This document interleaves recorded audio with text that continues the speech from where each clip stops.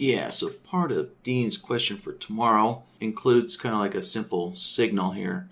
So we're going to compare the closing price to the EMA 55 to generate some simple entry signals here. So yeah, let's do that today. So we'll have them for tomorrow's Blackbird workshop. Let's see. So let's make a new logic template here. So this is simply just going to be the closing price compared to the EMA 55, and we want an 8 tick difference. Alright, so we want the close to be above or below the EMA 55 by 8 ticks. Alright, so let's grab a comparison solver. And so input A, that's going to be our closing price. So we're going to set the type to price. There we go. And the closing prices are the default prices, so we don't have to do anything there. We want an 8 tick difference between the price and the EMA. So we'll set our difference to 8 ticks. And then input B, we'll set that to the EMA 55. All right, 55 period. And that is that. Pretty simple setup here. Right, so we can see, well, we don't have an EMA 55 on the chart.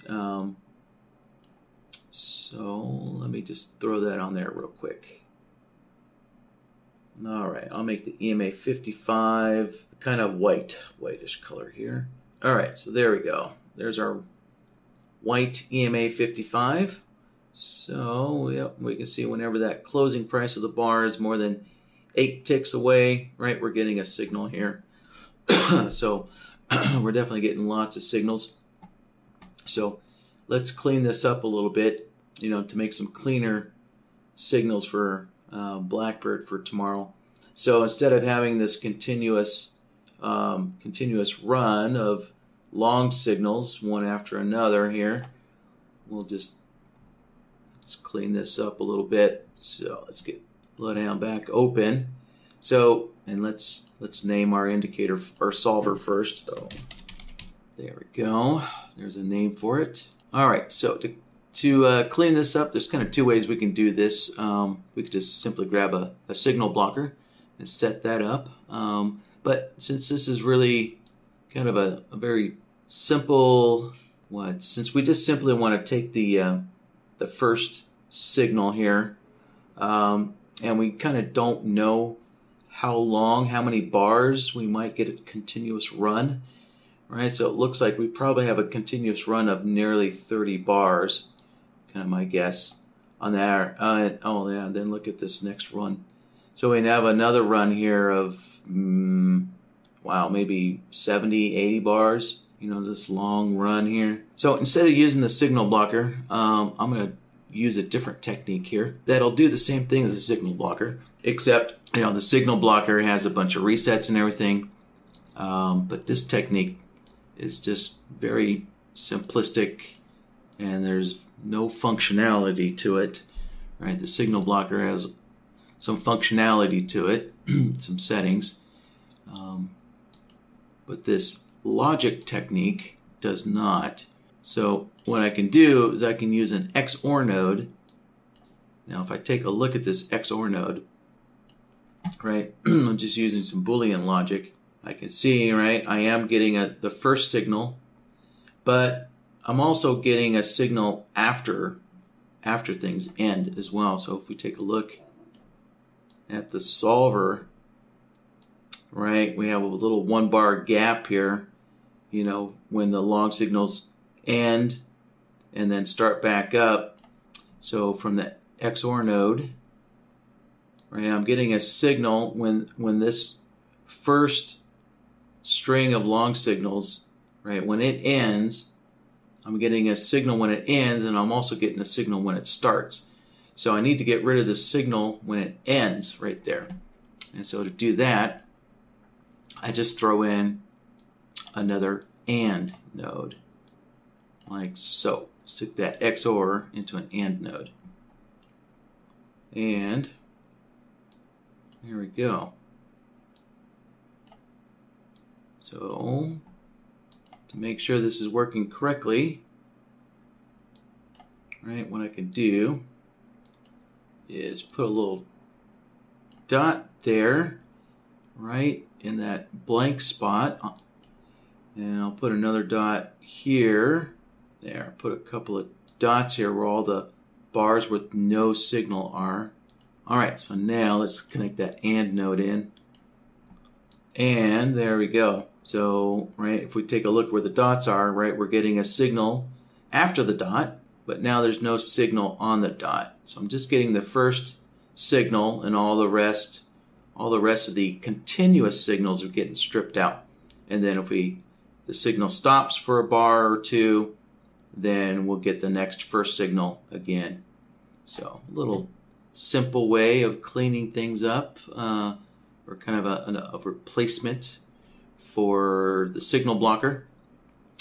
So, all right, so there's a simple entry signal we can use for our question for tomorrow's workshop with BlackBird. Let's see. Yeah, I think that's all we need. Question that I had received yesterday from Dean, and part of the question pertains to BlackBird. So we'll handle that half of the question today. So, all right, so I'm going to need an EMA on the chart. All right, there's that, and I need the super trend. The super trend indicator here is going to be underneath. It's going to be inside the lizard indicators folder. All right, and yeah, the super trend indicator, you can get that from Lizard Indicator website. Also, I believe it's up on Futures.io as well. I've noticed there's a lot of lizard indicators indicators up on Futures.io as well. And there we go. There's the super trend U11. All right, let's put that on the chart. And let's turn off the paint bars. There we go. All right, and I'm going to make this a little brighter. There, that ought to work. All right, so in this first part, we built this in yesterday's BloodHound workshop. So that way, so we have this condition, checking the close greater than the EMA, 55 by 8 ticks. So we built that condition in BloodHound so that we can use that in BlackBird to get some trade signals. So once we get the BloodHound signals in, then we'll focus on setting up this two-part stop loss, right? So we have the initial placement of the stop loss. Then we're going to want to add a trailing capability to the stop loss, right? But we do have this condition here that needs to be met first before the trailing capability kicks in, right? All right, so with that, let's open up our strategies window here. And I already have BlackBird added on my chart, so I just need to enable it. There we go. All right, so once we have BlackBird enabled, then we're going to use the order settings button down below here. All right, and that's going to open up our BlackBird interface. And let's see, let's clear things out here. Yeah, let's clear everything out. All right, click that, open back up. All right, so let's get the BloodHound signal in first. So let's click on the signal button there, and we're going to use a BloodHound signal. And let's open this back up, and we need to select the template file first.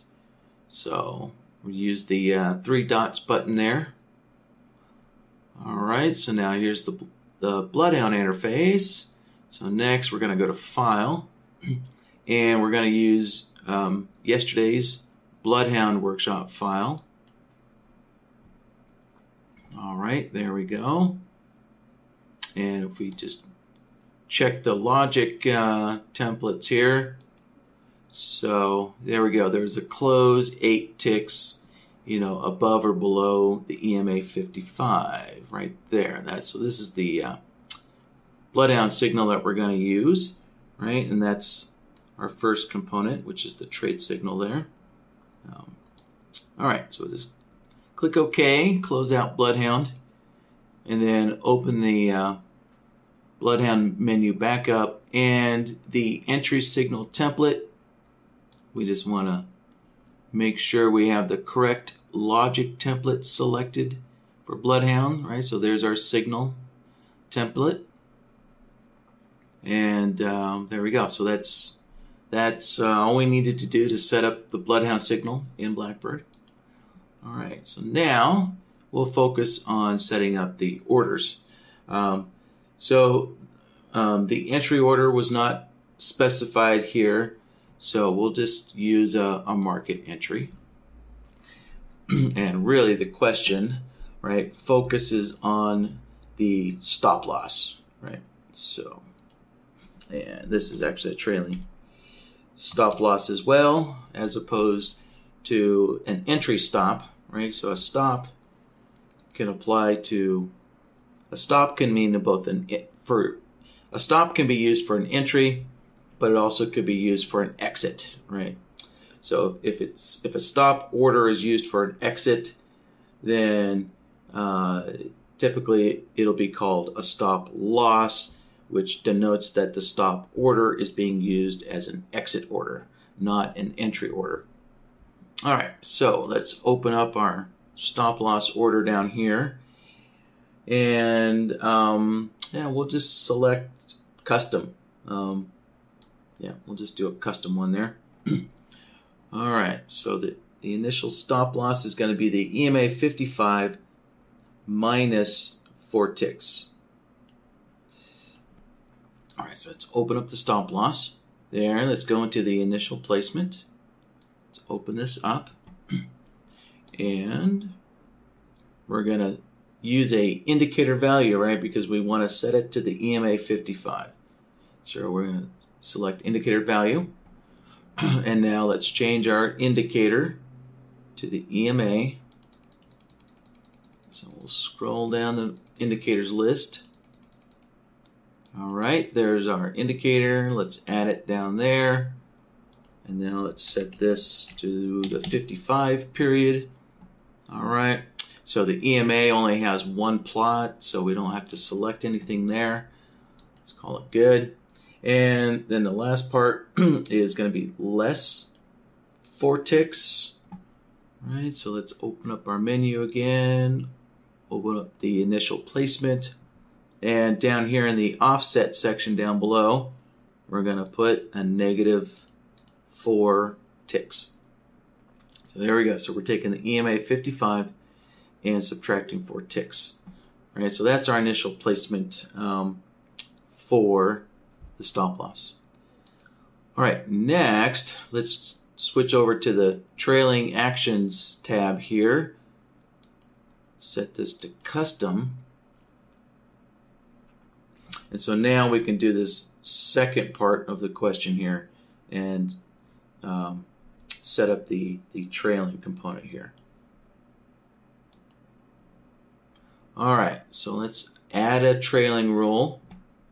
All right, so this is gonna trail the super trend, minus 4 ticks there. All right, but we have a qualification first, right? We need a condition to be met first before the trailing starts, right? So the closing price must be greater than the super trend plus 8 ticks. We need that, right? The closing price of the bar 8 ticks above the super trend. So what we can do is we can use the trigger on component here to do that. So one of the trigger conditions that we can look for is price versus indicator, which is exactly what we want, right? We're comparing the closing price to an indicator, the super trend. So let's select that. All right, so input A, well, that's our closing price. That's already set for us. That's the default value. So now input B, that'll be our super trend. So let's go in here and let's select our super trend. So let's go up to the indicator here and open that up. And now we can see there's the lizard indicators folder. So we can open that up and now scroll down to the super trend.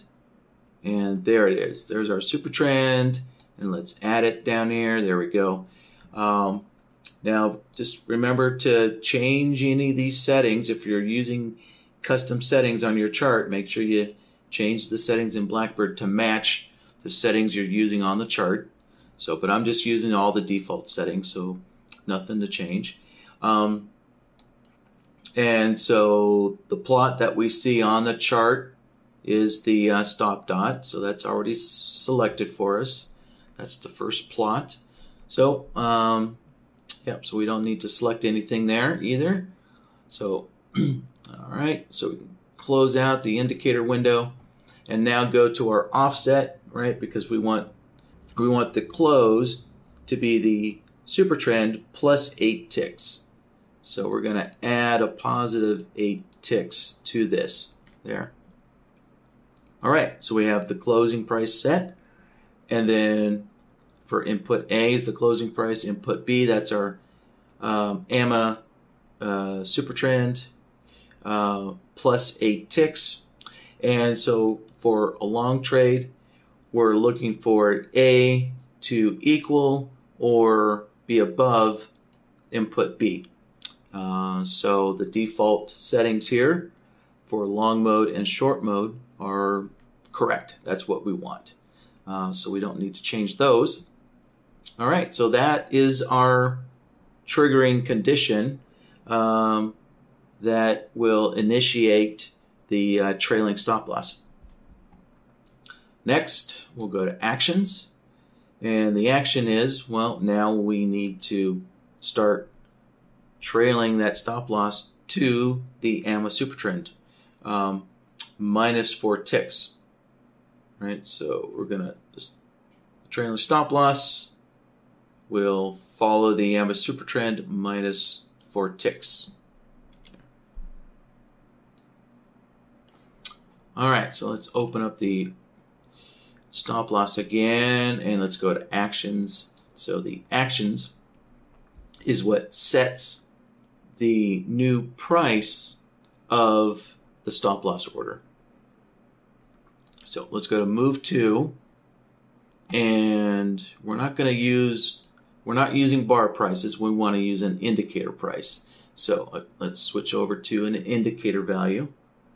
And then we can go in here and select our super trend indicator again. So let's open up the lizard indicator folder. And again, scroll way down. And there's our super trend indicator. Let's add it down below. Again, remember to adjust any indicator settings here. And once again, we're going to be moving that stop loss order, to the stop dot plot that we see on the chart. All right, so last step is to put in our offset. So we want actually the stop loss to be 4 ticks below the super trend indicator, right? And again, all these conditions here are written in terms of a long trade, right? So, all right, let's get the stop loss back up. And one last thing, so we want our stop loss to follow the AMA super trend indefinitely, right, until the stop loss gets hit or a profit target gets hit, right? So we need to set the repeat to indefinitely. And since we're setting the stop loss to an indicator, right? Indicators update themselves once per bar. So we'll just leave this repeat every to one bar, right? So every time a bar closes, the stop loss will update itself. All right, and that does it. There. So that is that. Let's see here. So let's save this. Save this to a file. Yeah, I think that ought to do it for a file name. There we go. All right. Let's see here. You'll notice that there's a little message there that says restart to display BloodHound, right? Basically. So in order to, let's open this back up here. So under our trade signals here, right? The default setting when you're using a BloodHound signal, the default setting is to show BloodHound on the chart, you know, so that way we can see the racing stripes, or basically the trade signals. So in order to get BloodHound to show on the chart, we need to basically reload the Ninja script, or F5. So, right, so the BlackBird strategy needs to be reloaded so that it can add BloodHound's output or BloodHound's plots to the chart. So, okay, and you'll notice that currently sometimes BloodHound gets added to the price panel. So we're still trying to figure out why Ninja does this and why sometimes it doesn't. So, but in the meantime, if it happens to you, what you do is you just click on it. Just click on BloodHound's output down here, right? It's going to be down here at 0 at a value, at a price of 0. So you just click on it and then click one more time and drag it. So you're going to drag it down here. You can see my mouse cursor changes. And we're going to drag it down here near the bottom until you see this blue highlight. Right? You see how you get this little blue highlight bar at the bottom? So then you can let go of your mouse button, and that moves BloodHound's output onto its own subpanel. All right, so there we go. So that fixed our scaling problem.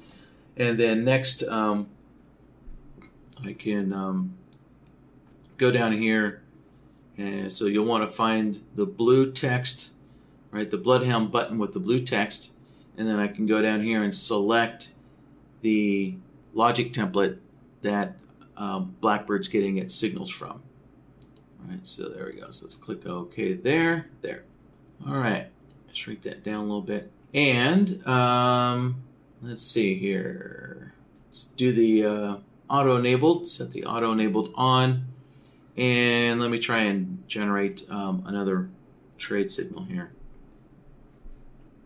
All right, so I just need to get price close to that EMA and then move price away. All right, so now once the bar closes 8 ticks away from the EMA 55, we'll get a signal. There we go. All right, so there is our initial stop at the there.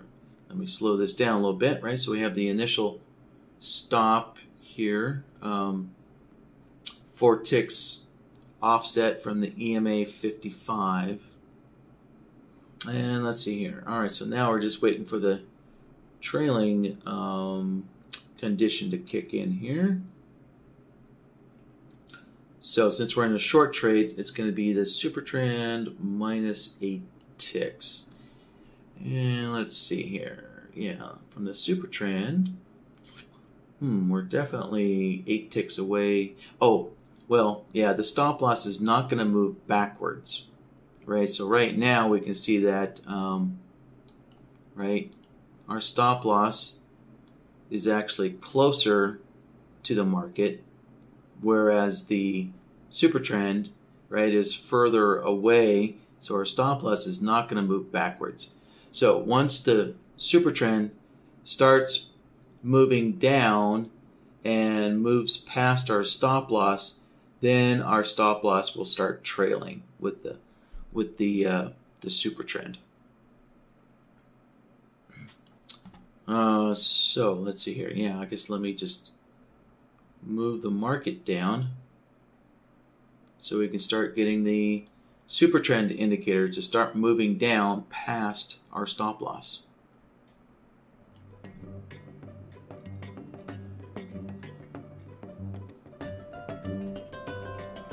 All right, when this bar closes here, we should get, oh no, our super trend kind of flattened out there. All right, let me pull this market down a little faster. All right, so when this bar closes, hopefully the super trend will move lower. Hey, there we go. All right, so now our super trend is moving lower. And let's see, it should be the super trend minus 4 ticks. Yeah, it looks like the stop loss is following this super trend almost exactly. So let me just double check that we have this 4 tick offset from the super trend here. Let's see. So I'm going to go into the actions.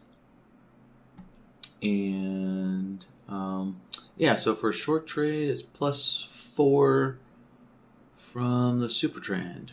Let's see here.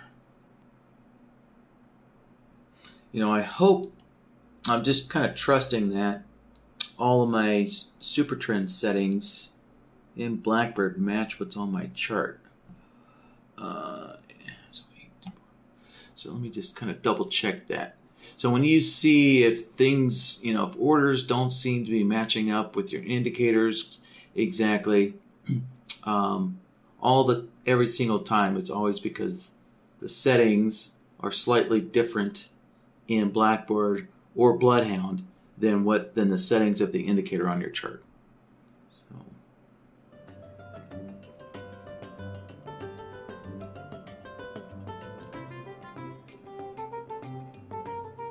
And yeah, everything does look to be okay.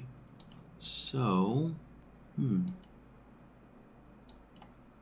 well, let me save that, close it, and yeah, so we can see now that definitely looks like a 4 tick offset from the super trend. So let's try this again here. Yeah, let's see. We now looks like we have a 2 tick offset from the super trend now. Let me just double check. I must be missing something.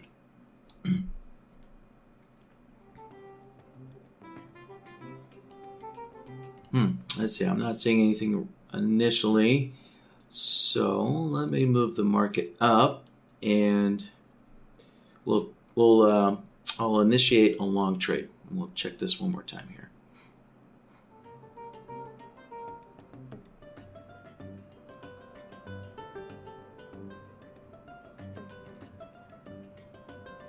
All right, we should get, there we go.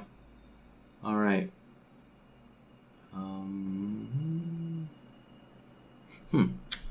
Just a sec. I think I noticed something here. I think I might know what the problem is. Oh, yeah. Okay, there's the problem. So I have, apparently from a workshop before Christmas time, I was demonstrating using BlackBird with calculate set to on price change. So if BlackBird is running with its calculate mode set to on price change, well, then that means all the indicators that BlackBird is using are also running on price change, right? So the super trend indicator that we see on the chart, its calculate mode is set to on bar close. But if we changed the super trend indicator on the chart, if we set its calculate mode to on price change, then we would see that indeed the super trend indicator would be in a different position, right? It would be updating as price is moving up and down in real time. So that's why we're seeing that. And that's why we're seeing that difference there between the super trend indicator on the chart versus how the super trend indicator is running inside of BlackBird. So yeah, so let's get this corrected here. And let's disable, turn the auto enabled off, and let's close this trade out. And so I need to go back into the strategies window here, and I need to disable BlackBird. Okay, go to the calculate mode and set it to on bar close. Now re-enable it and click OK. All right, so as I said earlier, when you see differences like that, it's always because there's a difference between the indicators on your chart versus the indicators, running inside of BlackBird or BloodHound. And that calculate mode is what the difference was. All right, so let me pull the market down to our EMA so I can initiate another trade signal here. And we need to enable BlackBird again. So there we go. Okay, so when this bar closes, that should be close enough to the EMA. All right, now to move the trend back up, and we should get a signal soon. So what clued me in that BlackBird's calculate setting was different was I noticed that this signal here, I noticed that when this first long signal, when it fired off intra-bar. It didn't wait for the bar to close, right? So that told me that BlackBird and BloodHound were running, with this calculate mode, either set to on tick, on every tick, or on price change. So, seeing that signal fire off before the bar closed was what kind of clued me in that BlackBird's calculate mode was set differently. All right, so now we're just waiting for our super trend to start moving past our stop loss by at least 4 ticks, and then our stop loss will be following the super trend minus 4 ticks, or 4 ticks behind it. And sorry, let's keep the trend moving up. All right, so now it looks like our stop loss should start trailing now. Yep, there we go. So there's our super trend up there, and our stop loss 4 ticks behind. All right, and again, our super trend is up there next to the entry price, and our stop loss is 4 ticks below it.